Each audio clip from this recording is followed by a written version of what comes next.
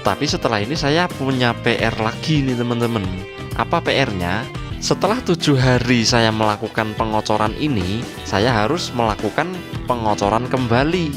Nah, pengocoran berikutnya itu harus menggunakan bahan-bahan mikroba, bahan-bahan organik yang mengandung bakteri-bakteri baik untuk menggantikan bakteri atau jamur yang hilang atau yang bisa dikatakan yang lemah akibat paparan tembaga itu tadi, teman-teman. Sebelum nonton video ini, ayo yang belum subscribe, monggo di subscribe dulu. Oke teman-teman, welcome back to my channel. Nah, jadi video tadi adalah 1 minggu sebelum saya tag video yang ini ya teman-teman. Jadi saya perlihatkan dulu sebelum ini, bisa dilihat kondisi tanamannya ya teman-teman. Jadi alhamdulillah setiap harinya tanaman cabai ini menunjukkan perubahan yang bisa dibilang pelan-pelan tapi pasti ya teman-teman. Dan alhamdulillah tidak ada kendala berupa serangan virus atau gejala penyakit yang lainnya teman-teman.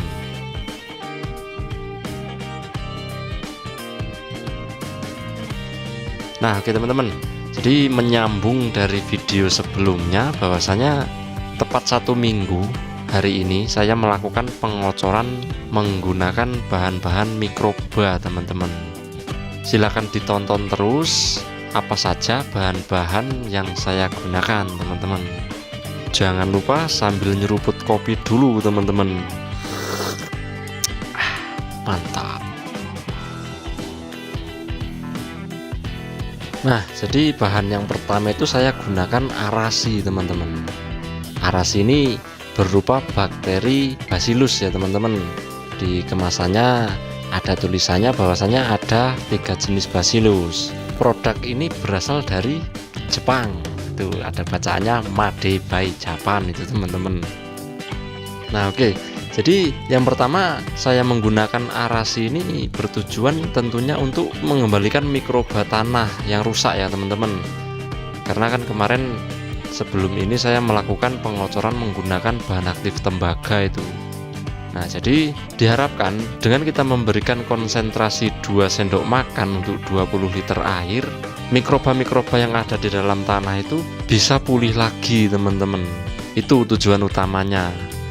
Kemudian arasi ini juga bisa dia membantu mencegah terserangnya penyakit ya teman-teman. Artinya penyakit yang berasal dari dalam tanah yang menyerang melalui akar, seperti yang paling umum itu layu fusarium ya teman-teman.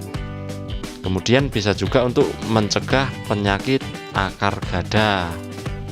Jadi itu tadi saya gunakan konsentrasi atau dosisnya itu 2 sendok makan per 20 liter air ya teman-teman. Kemudian apabila ditambah itu malah lebih bagus, karena yang terkandung di dalam arasi ini sudah jelas berupa bakteri yang menguntungkan ya teman-teman. Makanya lebih banyak lebih bagus, tidak ada masalah. Kemudian bahan yang kedua itu saya gunakan Humicraft teman-teman. Kandungan utamanya di dalam asam humat cair ini atau Humicraft ini tentunya ada asam humat, ada asam amino, kemudian kalium dalam bentuk humat artinya dalam bentuk organik, dan juga ada mengandung ekstrak alga ini teman-teman.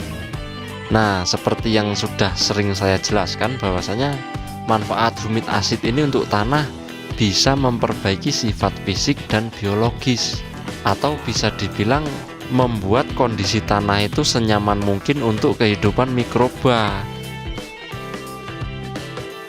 Nah, ini saya gunakan 2 tutup untuk takaran 20 liter air ya teman-teman. Nah, sebenarnya ini tidak jauh beda dari asam humat atau humid asid yang sering saya gunakan teman-teman. Perbedaannya kalau yang ini dia mengandung kalium dan ada asam aminonya teman-teman.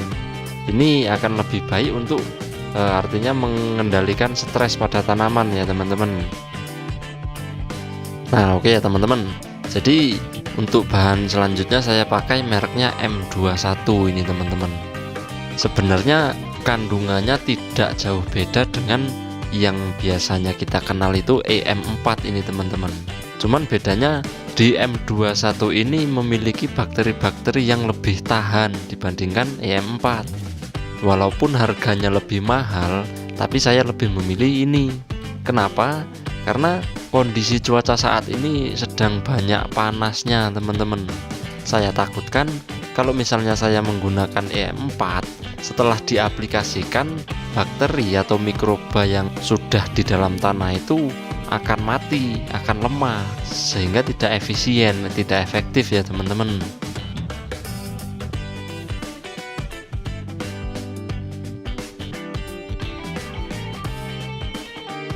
Kemudian untuk konsentrasinya, ini saya gunakan tutup Humicraft tadi teman-teman, karena tutupnya lebih besar, kurang lebih 30 mili isinya. Nah ini saya gunakan 4 tutupnya, jadi kira-kira ya 90-100 mili per 20 liter air ini teman-teman. Sebenarnya lebih banyak akan lebih bagus, karena seperti yang kita ketahui bahwasanya semakin banyak kita menggunakan atau mengaplikasikan mikroorganisme yang baik ke dalam tanah, maka tanah tersebut akan menjadi lebih subur, lebih sehat. Jadi efeknya tanaman akan jauh lebih bagus, lebih sehat dan lebih subur nantinya teman-teman. Nah oke ya teman-teman, jadi bahannya cuma 3 itu aja yang saya gunakan. Sebenarnya kalau teman-teman mau menambahkan trichoderma itu jauh lebih bagus lagi teman-teman. Tapi karena tadi saya cari di kios pertaniannya tidak ada barangnya, maka ya apa boleh buat, cuman bisa pakai 3 bahan ini ya teman-teman. Nah setelah ini kita tambah airnya biar menjadi pas 20 liter 1 ember penuh, dan selanjutnya kita aplikasikan teman-teman. Oh iya, hampir lupa saya teman-teman.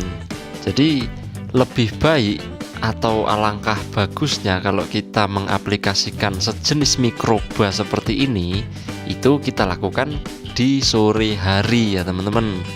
Jangan di pagi hari. Kenapa? Karena kalau pagi hari nanti ketemunya akan siang. Kalau sudah siang, intensitas panasnya itu jauh lebih tinggi. Beda kalau kita aplikasikan sore hari, ketemunya malam, maka udara yang ada di sekitarnya itu akan dingin, sejuk, sehingga mikroba yang kita aplikasikan tidak akan sia-sia akibat paparan sinar matahari yang terlalu panas teman-teman. Kemudian kalau kita mengaplikasikan di pagi hari, tapi kebetulan hari itu cuacanya lagi sejuk, dingin, nah itu tidak masalah teman-teman.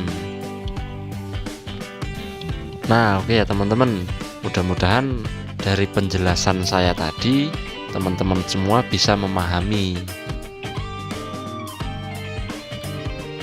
Jadi kesimpulannya teman-teman, dalam kita melakukan suatu budidaya tanaman, itu kita harus selalu menjaga atau memperhatikan kondisi tanah agar selalu dalam keadaan subur.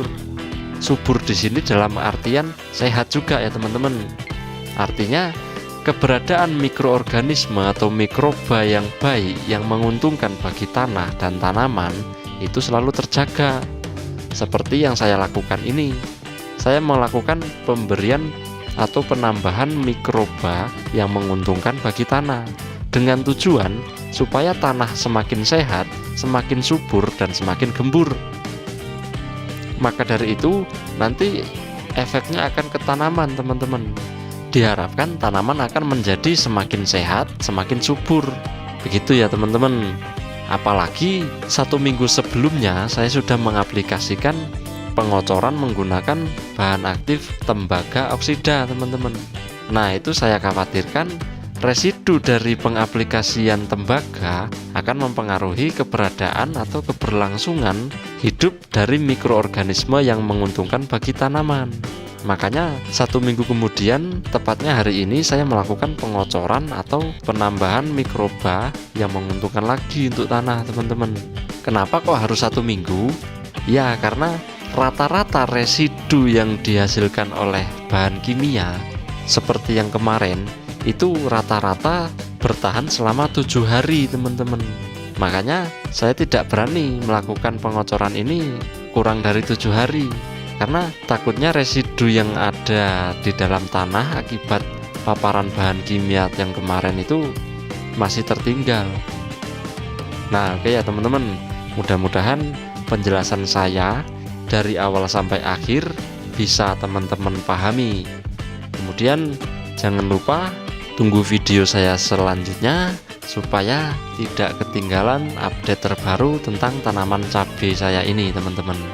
Oke lah, walaupun tidak sehebat petani-petani yang lain, tapi di sini saya berusaha untuk membagikan pengalaman yang saya tahu teman-teman. Jadi sekarang saatnya saya bilang see you next time, bye bye.